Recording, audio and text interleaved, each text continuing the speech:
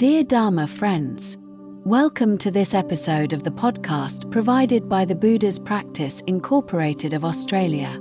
Today, we will explore the profound essence of the first volume of the Shurangama Sutra. This scripture is revered as the Tathagata's secret cause of cultivation that brings certification to the complete meaning, directly pointing to the true mind of body and revealing the fundamental cause and condition for attaining Buddhahood. It not only guides the myriad practices of all bodhisattvas but also centers on the self-nature of body, which is ultimately firm and indestructible in all phenomena, serving as a radiant lamp illuminating the path of spiritual practice. Below, I will elucidate its profound principles from three aspects: the cause and condition of the sutra, the essence, characteristics, and functions of the wondrously luminous true mind, and the initial expedient means for cultivating and realizing body.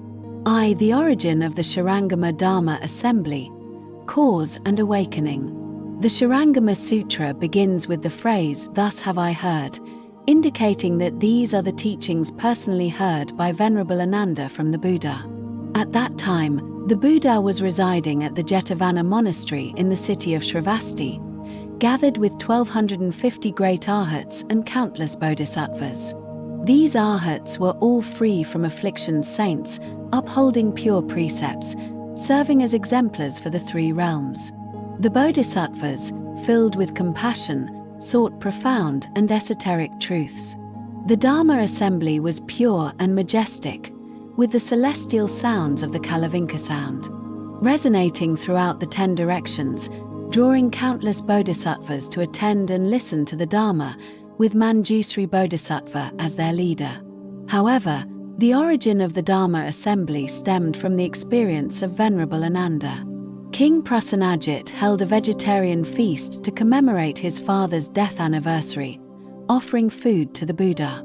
Ananda, however, missed the communal offering due to a separate invitation and went out alone to beg for alms.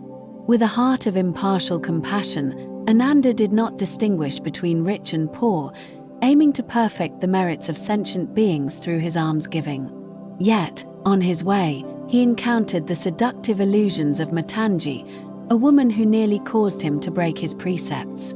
This incident not only revealed the powerful influence of karmic habits — Ananda and Matangi had been loving spouses in past lives — but also served as a reminder that even a practitioner well versed in teachings, if lacking genuine cultivation, may still waver in the face of karmic forces.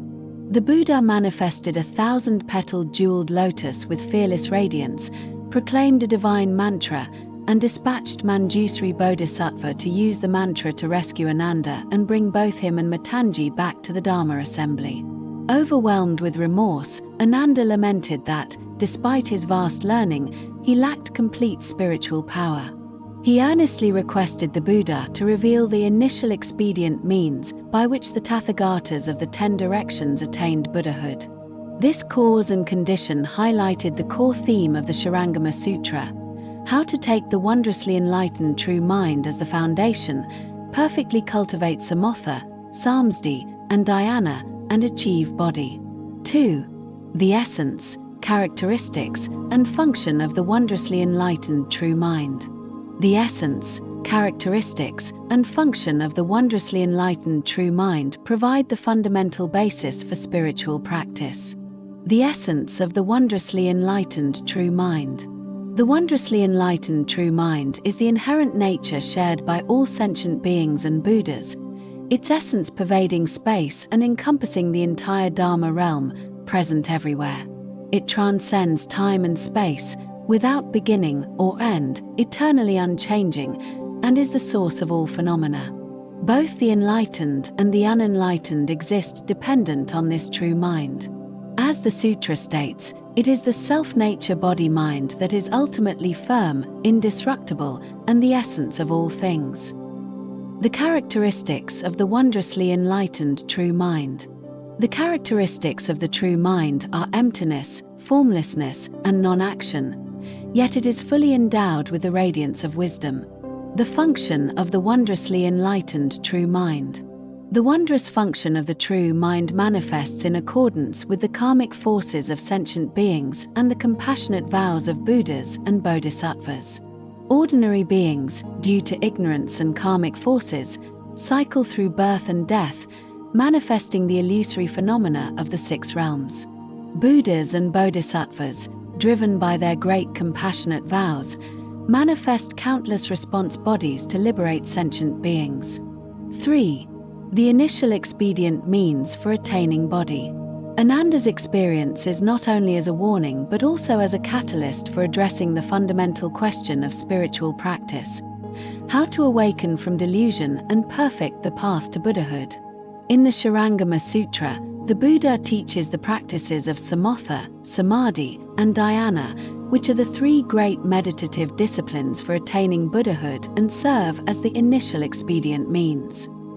These three meditative disciplines are not separate but complementary, progressing sequentially in depth. The core of these initial expedient means lies in which mind to use. 4. Conclusion. The Shurangama Sutra takes the wondrously enlightened true mind as its foundation, revealing the profound cause of Buddhahood and the path of cultivation and realization. May we encourage one another, taking the Shurangama Sutra as a guiding light, advancing courageously and diligently toward the shore of awakening. With gratitude to all for listening.